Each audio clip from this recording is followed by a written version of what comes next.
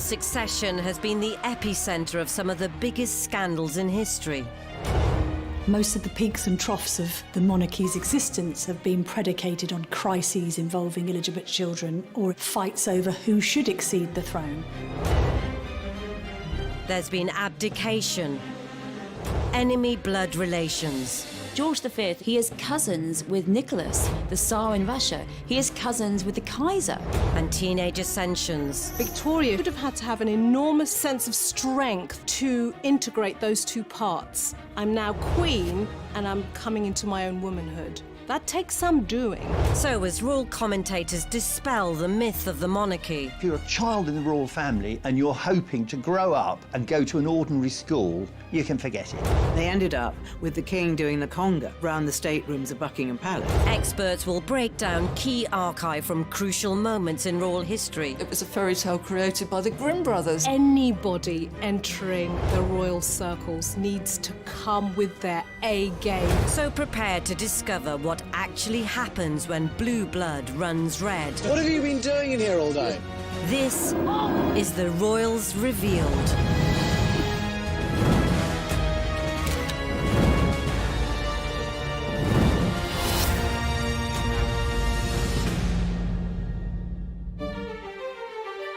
This episode will reveal just how important succession is to the royals.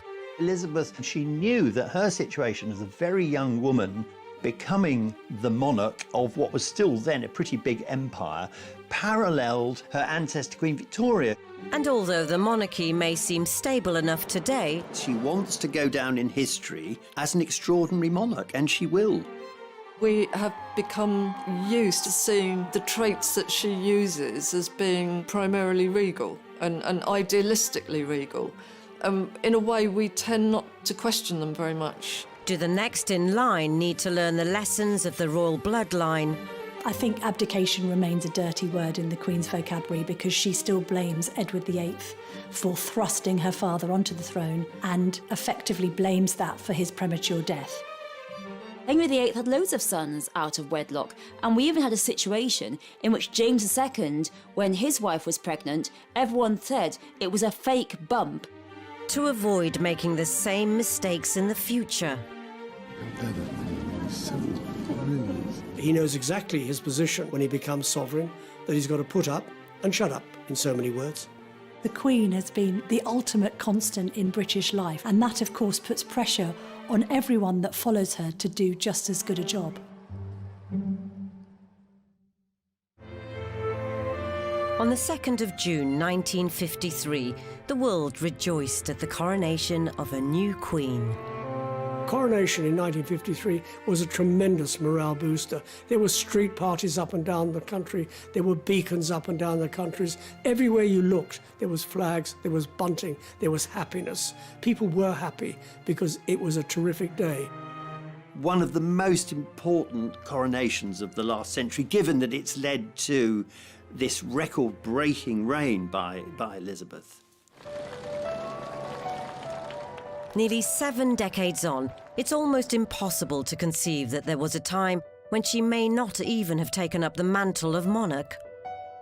Elizabeth II was brought up as a little girl who was never intended to be queen. Her life was one to be of an aristocratic marriage on a big estate in the country, and everything changed when she was 10, when her uncle Edward VIII abdicated. He risks the power and the glory of his position and creates the greatest British crisis in centuries as he clashes with cabinet and parliament.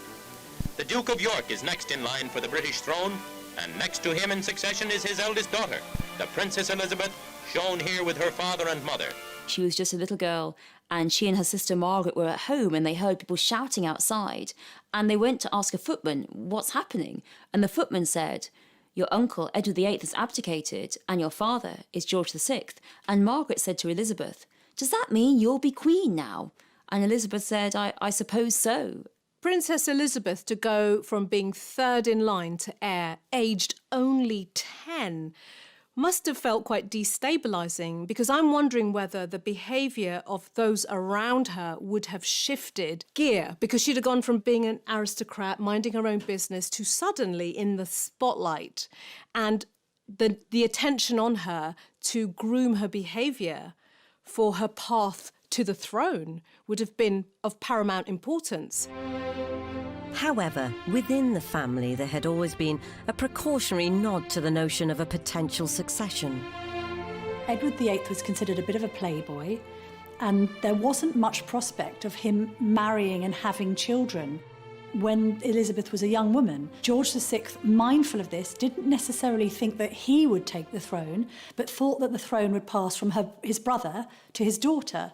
So Elizabeth did have lessons in constitutional history and forged a bond with figures like Winston Churchill, even as a child, because there was this sense before even George VI became king that she would be next in line. Now, a lot of that framework and structure may very well be about protocol, how to behave, which knives and forks, all that kind of stuff, how to, greet heads of state. What might not get as much attention is her emotional and psychological well-being, because this is still a little girl growing up in this environment where suddenly she's got a lot more to think about. And at 10 years old, what are you thinking about? Hanging out with your sister, maybe hanging out with your friends, and thinking about playing. When Elizabeth was growing up, she would have sensed that what you can do and what you can't do is very clearly defined. She couldn't mix with people outside the royal circle. As Elizabeth watched her father take his reluctant place in the line of succession, it was a time of mixed feelings, particularly towards her uncle Edward. So you definitely see, I think, a general resentment in the whole country of Edward VIII of abdicating, but also within the feelings of Elizabeth II. She really did feel that her uncle had left them in the lurch, had left her father doing a job he perhaps wasn't entirely suited for. But in the long successional history of the monarchy, George VI certainly wasn't the first to ascend the throne in remarkable circumstances.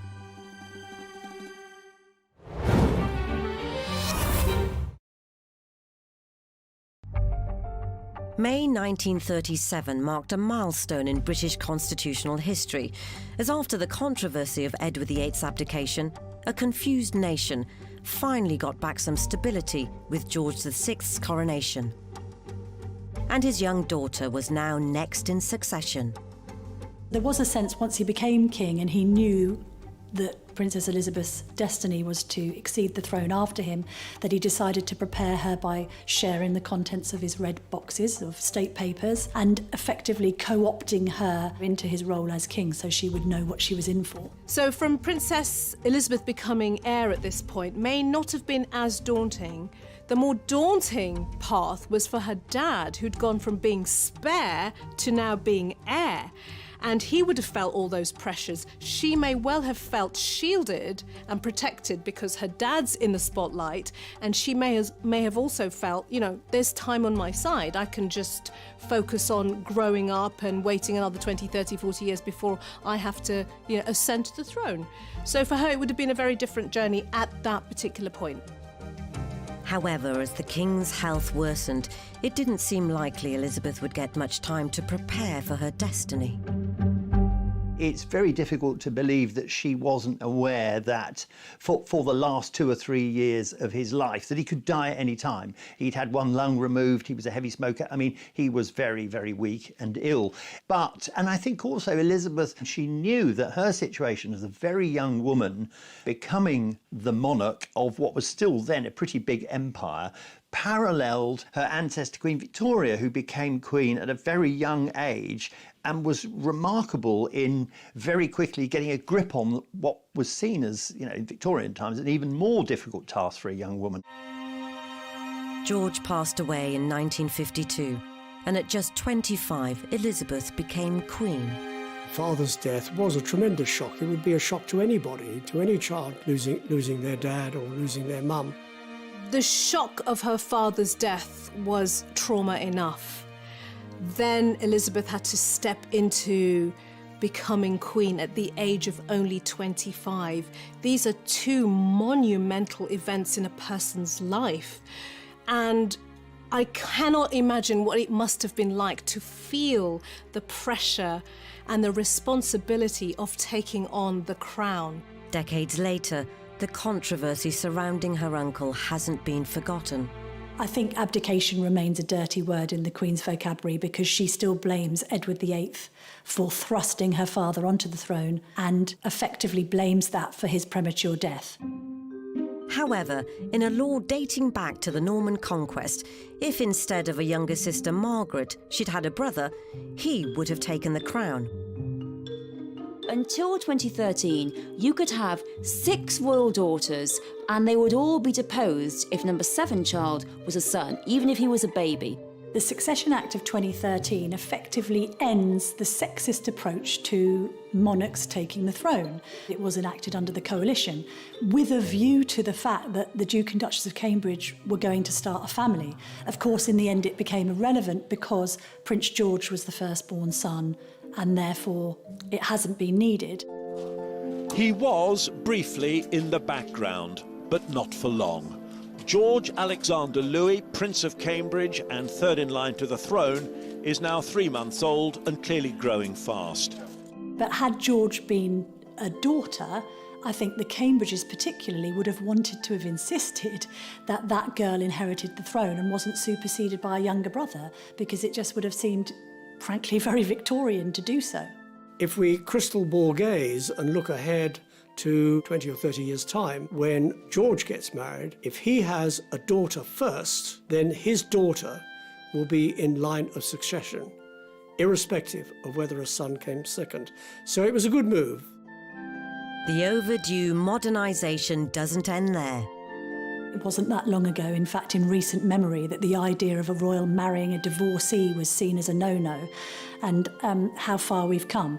We know that from the marriage of Prince Harry to Meghan Markle, that it's perfectly acceptable for very senior members of the royal family to marry both divorcees, people of colour. The Queen is the first to admit she doesn't change, but she adapts to meet the needs of the 21st century. And the world has changed dramatically since she came to the throne in 1952. However, the monarchy is still far from adapting to all societal child-rearing trends. Convention dictates that so-called bastard children, to use the old-fashioned terminology, don't have equal right to those who have been conceived and born in wedlock.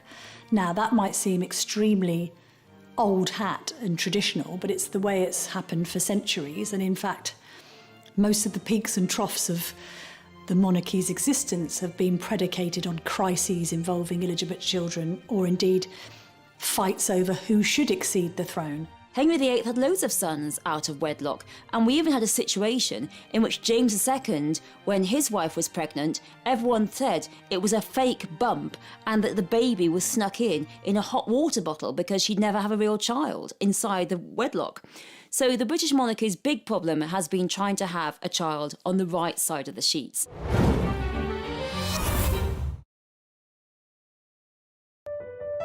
Many have claimed that they are born of royal blood. Most startlingly, in recent years, US publication The Globe alleged Prince Charles and Lady Diana had a secret daughter called Sarah.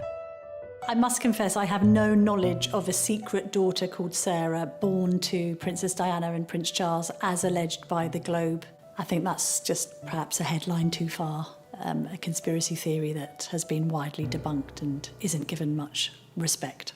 The monarchy has clearly stabilised since, but some of her predecessors had a fight to get to the throne in the first place. Not least, much heralded leader, Queen Victoria. Queen Victoria was someone who really turned the fortunes of the monarchy around. And Victoria was also seen as the monarch of empire. This was the moment in which the British Empire became the race for land, oppression, conquest, looting, and Victoria was this queen over it all. Yet photos from the latter half of the 19th century don't exactly radiate an effervescent leader. I think, like all Victorian photographs, they probably took about half an hour to take the photograph. So they're quite carefully posed. And I think people get this image of Queen Victoria with her rather stern look and the black clothing and the upswept hair. Her personality was in many ways quite the opposite. Victoria was also the queen of spin. She recognised the importance of newspapers, of image, And Victoria's image of herself, the pictures that were produced of her, really they created this vision of a virtuous, perfect queen. The power of Victoria's image was such that one picture of Victoria and Albert with a Christmas tree meant that the Christmas tree went viral, and after that everyone had to have a Christmas tree when they never really had one before. Victoria made herself, to use very modern parlance, into an influencer. However, this influence Victoria held over her empire and her public only came to be after perhaps the most complex and unlikely route to succession in the history of the monarchy. Queen Victoria was never meant to come to the throne. You have to go back to her grandfather, George III, who had 7 sons, 6 daughters, and by 1800, this lot, 7 sons, 6 daughters, all adults, had produced between them 56 illegitimate children and 1 legitimate heir. And this one child, Princess Charlotte, she died just after childbirth. And without Princess Charlotte, there was not a single other child. So the race was on for someone to create a new heir. All the uncles, all the sons of George III suddenly thought, I need to get rid of my mistress, marry a German princess as a Protestant, and then have a child, because if I have a child, I'll get loads of money and pay off all my debts. So it was pretty mercenary, really. And an unlikely sire came to the forefront as Edward, the Duke of Kent, set out on a marital quest. He's only really got a small potential amount of possibilities. She has to be Protestant, she has to be royal, and she has to be of childbearing age. Also, she has to be willing to marry a man who's nearly twice her age because he's 50, and he was pretty lucky to get Victoire of Leiningen, a young woman who was 30 with 2 children, which proved that she could have children, and unlike many of the other royals, they did also manage to have a legitimate child. Victoria was born at Kensington Palace in May 1819. She was, well, a healthy little baby, but so far from the throne, she's a girl, and she's the daughter of the 4th son. No one's ever going to see her come to the throne, but her father said, my brothers are not so strong as I am, the throne will come to me and my children. He died just 8 months later. His father, George III, 6 days after that, meaning baby Victoria was 3rd in line to the throne. Before long, she'd be first. Queen Victoria became heir to the throne at such a young age because her various uncles were dying. Simple as that. She was living at Kensington Palace and she was informed that she was now Queen Victoria, and that's how she came to the throne at such a young age. George IV had been next to go, leaving brother number 3, now William IV, in power. With Victoria only 11 and on course for the throne, her mother and her advisor, John Conroy, set about preparing for her destiny. She was given very strict structure. She was raised in this Kensington system of education that was devised by her mother's advisor, Conroy. And that gave her limited access to other children. How she was educated was controlled. And interestingly, Victoria shared a bedroom with her mother until she was 18 years old. So think about that, very hyper-protected. But were the Guardian's eyes on a greater prize all along? What John Conroy and Victoria's mother wanted is for Victoria to come to the throne as a child so that they would be the power behind the throne. And so you have this incredible fight between mother and daughter about when Victoria comes to the throne.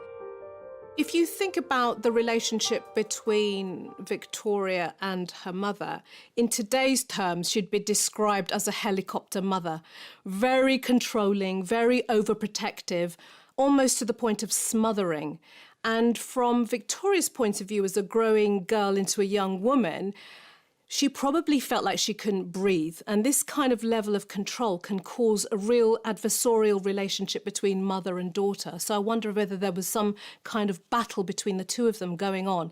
Battle for independence by Victoria and battle for control by the mother. This is how I want you to be moulded. Fortunately, Victoria had a high-powered ally. The king, William IV, he's on the throne and he's old and he's ill, but he hates Victoria's mother, and he wants the throne to go to his niece, to Victoria. That's it. So he says to his doctors, he basically says to his doctors, just wind me up, just keep me going. And Victoria's 18th birthday party, he's too ill to go, but it's a wonderful party. Victoria has a marvellous time. And guess what? Her mother storms off early because Victoria's 18th birthday means the end of all her mother's hopes of being power behind the throne. Having got his wish, William IV passed on weeks later, leaving the now considered adult Victoria to take the reins. This is an 18-year-old girl who's just coming into womanhood, finding her own voice, wanting to find her own identity separate to being the child of someone.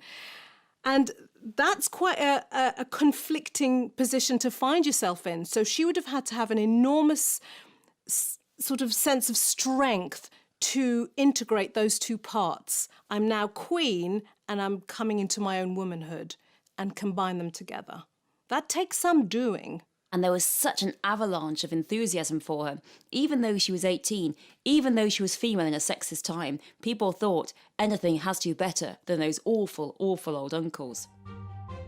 Victoria was crowned in 1838, and having latterly married Prince Albert of Germanic aristocracy, wasted little time in creating her own successional line. She was a very sexual woman. I mean, it's almost as though she was chasing Albert around the palace at some times, you know, trying to get her conjugal rights. And he was making excuses to sort of, no, I need a rest, and keeping away from it. If you look back through history, you've got Prince Albert, you know, you've got other consorts, but they've probably been known for their breeding potential. Victoria's first child is Princess Vicky, and really within 3 months of Princess Vicky's birth, Victoria is pregnant again. They have the heir, who the future Edward VII, he's number 2, and then they keep going. And of course this is because, for one great reason, that big families are power. And for Albert and Victoria, they want to marry their children into the other European royal families to create links, to create friendships and create relationships, because Albert and Victoria believe that if your children are all married into foreign royal families, then you will never, ever want to go to war. Queen Victoria had unknowingly set the stage for colossal successional damage that would have disastrous consequences for the British royal family. Queen Victoria's idea of breeding harmony into Europe may have spectacularly backfired, but she was never very keen to promote their duo-nationality lineage in public anyway. Victoria and Albert are very clear to say that they're a British family, that they only speak English at home, that they have nothing to do with Germany. It's just Albert was from there. But Albert does speak German to the children, and you might say it's quite a good idea. After all, in his view, they will all end up married to Germans, so they might as well learn how to speak to their future spouses. And the royal family is really quite a German one at heart, even though in public show it's always very English. Victoria's 9 children gave her an astonishing 42 grandchildren as she set about a complicated scheme of continent-wide bloodlines. Queen Victoria was an arch matchmaker, and she wanted all of her children married into royal families across Europe, of course spreading haemophilia as they went, but never mind about that. And you have a situation thus that all of the monarchies are even more interrelated than they ever were. Though her family was spreading the seed far and wide, Victoria herself lived a much more reclusive life after Albert's death in 1861. She was desperately in love with Albert. Her world came crashing down when Albert died in the early 1860s, and nobody saw sight of her except her private secretaries and her prime minister. Though ever the proud queen, she was adamant to appear one final time in public for her Diamond Jubilee in 1897. By this time, the lady was pretty large, and so Thanksgiving service at St. Paul's Cathedral had to be conducted with the clergy and the congregation on the steps of St. Paul's, while Queen Victoria remained in the carriage because she couldn't actually be got out or even attempt to make the steps into St. Paul's. Victoria died in 1901, but would her international royal legacy continue? After Victoria, her son Edward VII becomes king, then his son George V, and George V is the king for the First World War. And you have a situation in which he's related to all of the royal families through his mother's matchmaking efforts. He is cousins with Nicholas, the Tsar in Russia. He is cousins with the Kaiser. Unfortunately, it was anything but happy families. It actually accelerates and intensifies the possibility of war because all these monarchies are related and all of them are saying not just why has Britain got so much, they're also saying why has our relation got so much. By 1917, the line of royal succession saw Queen Victoria's grandson, George V, now 7 years into his reign, with the world at war. Often during his many tours of the front, His Majesty went up into the danger zone and saw the field artillery at work. King George V and Queen Mary actually started the walkabouts. They went to hospitals, they met the common men and common women, people who were fighting on the front line, people who were injured, people who were recuperating in hospital. They were the king and queen of the people.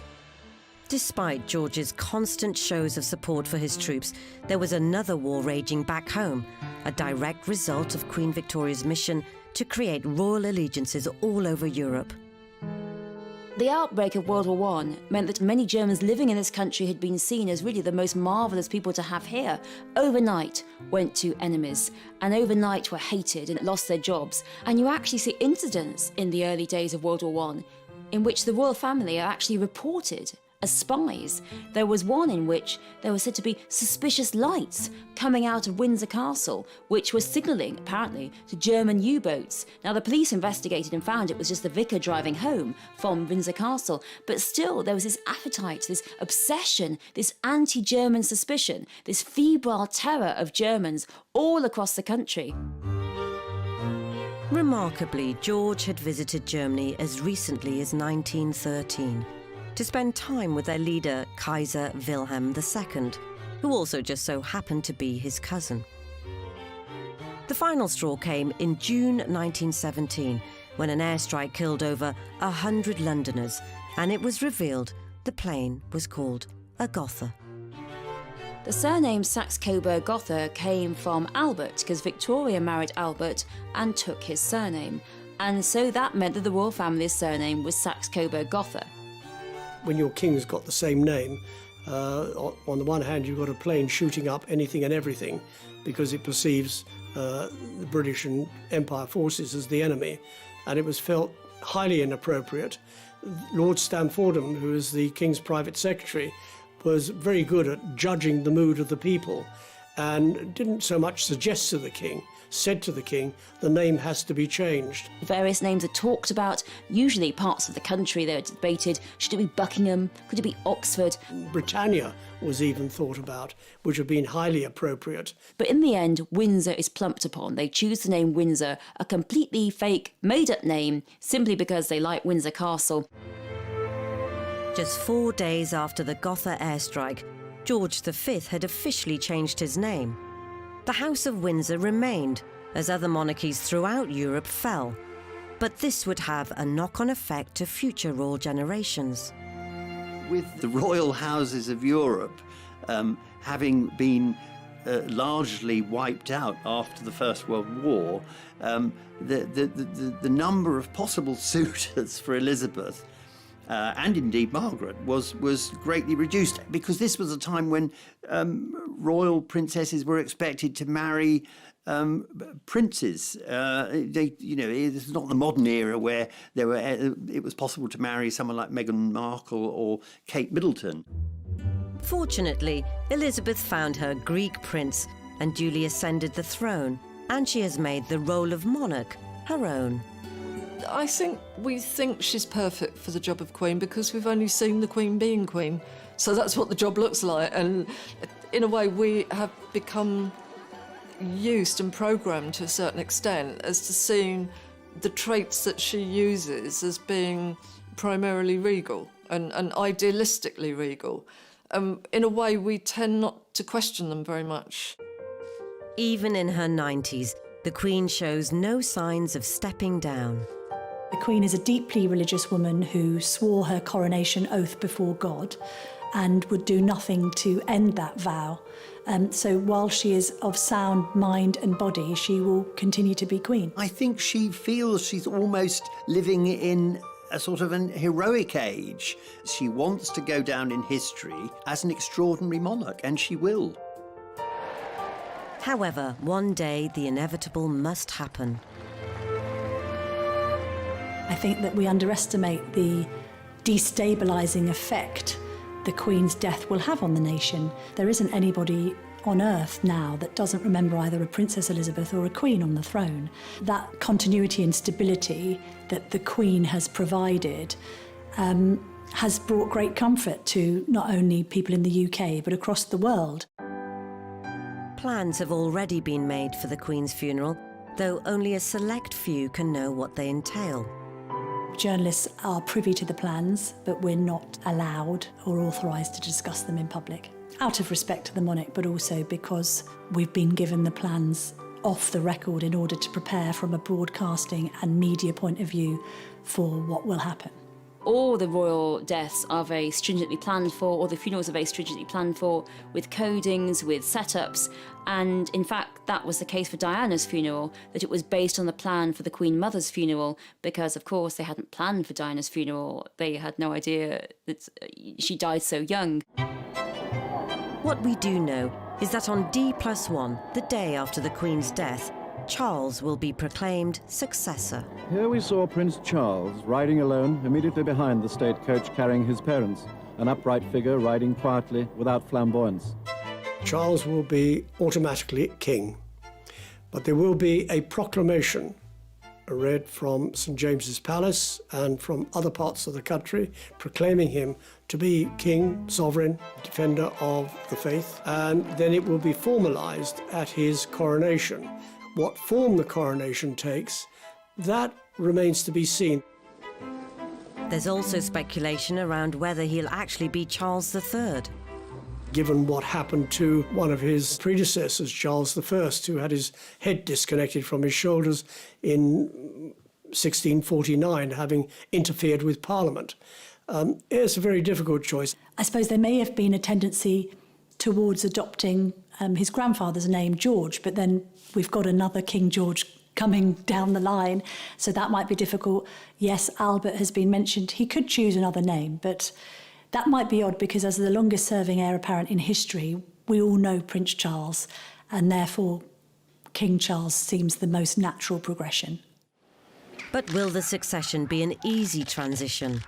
We know that Prince Charles isn't as popular as his mother, and that he has enormous shoes to fill because of the unwavering way in which she has reigned for the last nearly 70 years. So it's going to prove challenging. He'll be a good king because he's had a long time waiting for it. He knows exactly what's going on in the United Kingdom. He knows exactly what's going on globally. He knows he's been to practically every Commonwealth country. He's well tutored. He's probably the best prepared sovereign that we've ever had. However, some incidents during the long wait have raised questions over his kingly credentials. There was the annual holiday of when they went skiing at Clusters. They had a deal with the press and everybody knew it, and we come out and we have a photograph taken and the press ask a few questions and then after that you'll leave us alone. It's not a big deal really. These are the ones that the royals feed off for their popularity, and one of them happens to be Nicholas Witchell, who has put in a lot of very sterling royal duty doing that. Charles then turns around and does the worst ventriloquist act in the world with his microphone on and starts being rude about Nicholas Witchell. I can't bear that. He's so brilliant. He started being the son, and his sons were more like the father. His candid aside to his sons really shows what's going on internally. And we're given a little window into that kind of frustration, irritation. And I think he would have been horrified if he'd recognised in that moment that the whole world could hear what he was really thinking.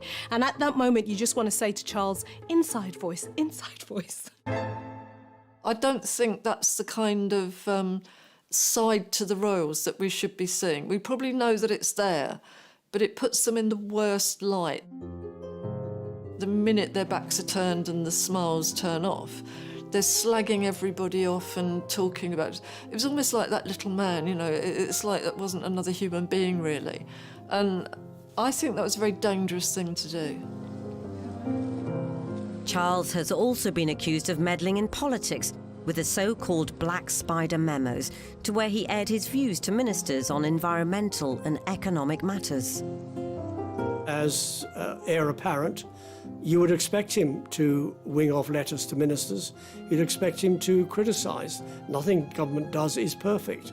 And if he can criticise and get some answers and get some response from them, what is better than doing nothing about it? It actually shows the man for what he is, passionate about the country. There is this sense all the time that you have duty comes first, always duty first.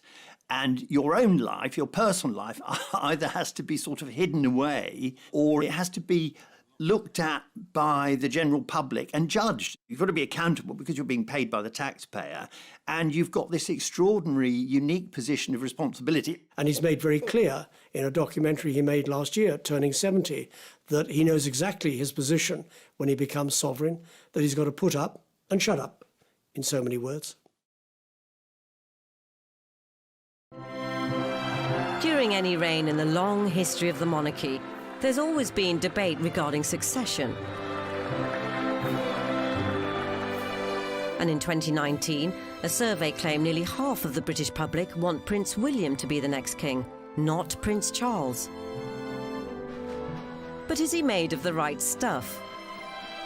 William has been born and grown up with a burden of responsibility on his shoulders and a set path he needs to follow, which he can't really deviate from, and I think that's quite restrictive. I think there used to be a bit of jokes between him and his younger brother, with Harry sort of saying that he was able to get away with what he wanted because he never had to be king. The only thing that I would think would be that maybe William hasn't been tested in so many situations. He hasn't had a crisis in his life yet in terms of making a mistake and being able to be resilient or being unpopular or anything like that. So that's slightly untested, whereas I think Charles has been through an absolute minefield. It has been quite a bumpy ride for the monarchy, certainly throughout this reign. And William knows about the bumpy ride. He knows what he's got to do, and he knows he's got to steer a straight course, and he will aim to do that. William certainly shares a strong bond with his grandmother. They're both quite shy and introverted, both quite dedicated to duty. There's a sense of both fun and seriousness about them, which makes them a little bit of a contradiction. I think on one hand it's a relationship between granny and grandson, and on another it's a relationship between two different and significant generations of royalty. She has a vested interest in him, more so than in anybody else, that he actually gets it right, that he learns the art of kingship. He's learning it from his father, but he can learn it from wise counsel, from his grandmother. And she's doing a lot to help him along the way. If he's not sure about anything, he knows that he can always go to his grandmother. William's rarely put a foot wrong on his journey to the throne, but there's the odd exception. There was a moment where the Queen appeared to admonish Prince William for crouching down and talking to Prince George at Trooping the Colour, marking her 90th birthday. I think this sense that you shouldn't be crouching down on balconies or instructing children to do anything, they should just be well behaved. I think you can see a reflection of that generational change going on, that when William was speaking to his son on the balcony at Buckingham Palace, he was absolutely doing the right thing because he was breeding the next generation of royals. But as far as the Queen saw, no, that's the wrong thing to do because you should be standing up here and doing your duty. William's regal rebuke may have seemed innocuous, but shows how educating the future king hasn't been taken lightly. The Queen has been the ultimate constant in British life. She has been this beacon of stability and continuity, and that, of course, puts pressure on everyone that follows her to do just as good a job. As he gets older, there's signs of another strong female influence on William's life. I think the Spencer legacy, and particularly the Diana Spencer legacy. It's emerging as William gets older. I love the way that it's been like seeds that are now growing and showing the best side of William.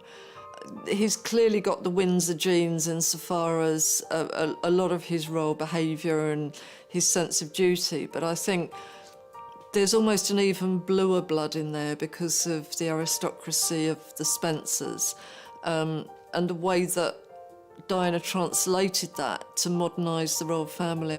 Yet, in a family of famously strong-willed females dating right back to Queen Victoria, would another actually be the best successor? I think Anne has carved out a very definite role for herself, and I think, like her mother, she has put duty very much in the spotlight. You know, she rolls her sleeves up and she gets stuff done.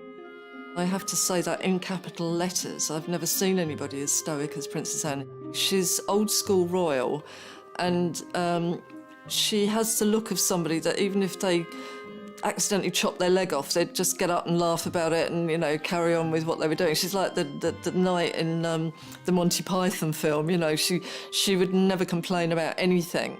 She's a real trooper. I'm not necessarily sure whether the Queen would have preferred Princess Anne to be Queen rather than Prince Charles be King, but she certainly, as the Queen's daughter, her most trusted confidant. May I invite you to final touches to this rather fine oak tree? I think in the absence of her mother, the Queen Mother, and her sister, Princess Margaret, Anne has grown closer to her mother over the years, always associated with being more of a daddy's girl, but actually she's been a stalwart support of her mother. But do the magisterial similarities go even further back? Yes, there would be a lot of similarities between her and the Queen Victoria school of royals. Not just that, but in other aspects of the personality as well. There's that sort of uncompromising dress and styling that Anne wears clothes that she probably bought in 1970-something or other. You know, she swept her hair up at some point when she was about 19 and it stayed up there. It's that I'm not going to bend and flex to fashion. Like Queen Victoria, I think, outwardly hugely intimidating. Though, should the monarchy be looking forward and not back to the bloodlines of yesteryear? It is unique that we have this monarchy in the 21st century that is recognised throughout the world. But I believe this sovereign, Queen Elizabeth II, is very much in touch with the people. You've only got to look at the address she gave on April the 5th over COVID-19, when she uttered the famous phrase, "We will see our friends again, we will see our family again, we will meet again." That's how much in touch she is with the people. People felt very comforted by that. This isn't born out of political ambition or personal ambition. It's born out of a desire to make sure that when the chips are down, the nation can be rallied. And that is very much taken from the Queen Mother and George VI's book of boosting British morale during the Second World War, when, frankly, the nation needs their help. They're enduring, you know, we've had them a long time, and they are also willing to hold on to tradition while also behaving in progressive ways that we can then relate to. And as the Queen has always said, we're here for as long as the public want us to be here. And in the absence of the public calling for there to be a republic and for an abolition of the monarchy, they will continue. And so she overtook Queen Victoria's 63 years on the throne to become the UK's longest-serving monarch in 2015. Elizabeth II displayed a characteristic modesty any future successor will be wise to replicate. Inevitably, a long life can pass by many milestones. My own is no exception. But I thank you all, and the many others at home and overseas, for your touching messages of great kindness.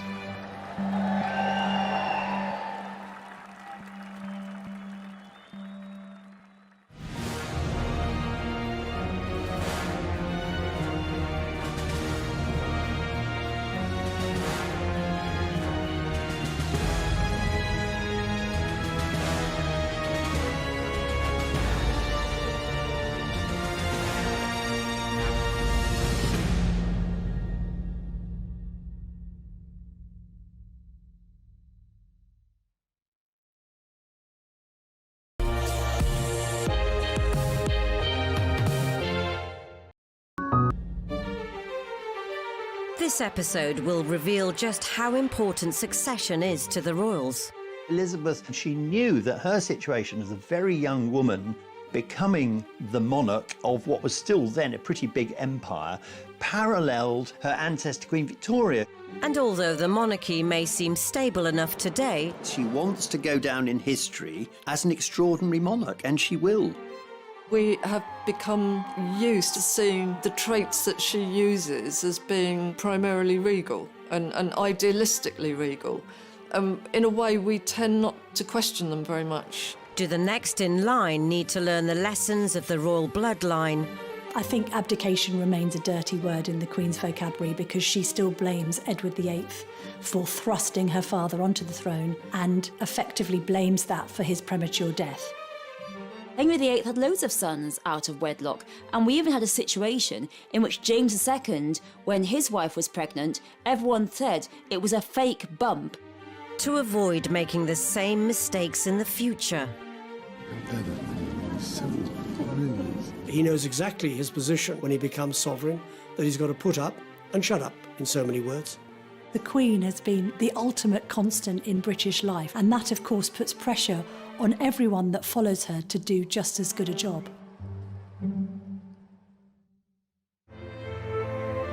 On the 2nd of June 1953, the world rejoiced at the coronation of a new queen. Coronation in 1953 was a tremendous morale booster. There were street parties up and down the country. There were beacons up and down the countries. Everywhere you looked, there was flags, there was bunting, there was happiness. People were happy because it was a terrific day. One of the most important coronations of the last century, given that it's led to this record-breaking reign by Elizabeth. Nearly 7 decades on, it's almost impossible to conceive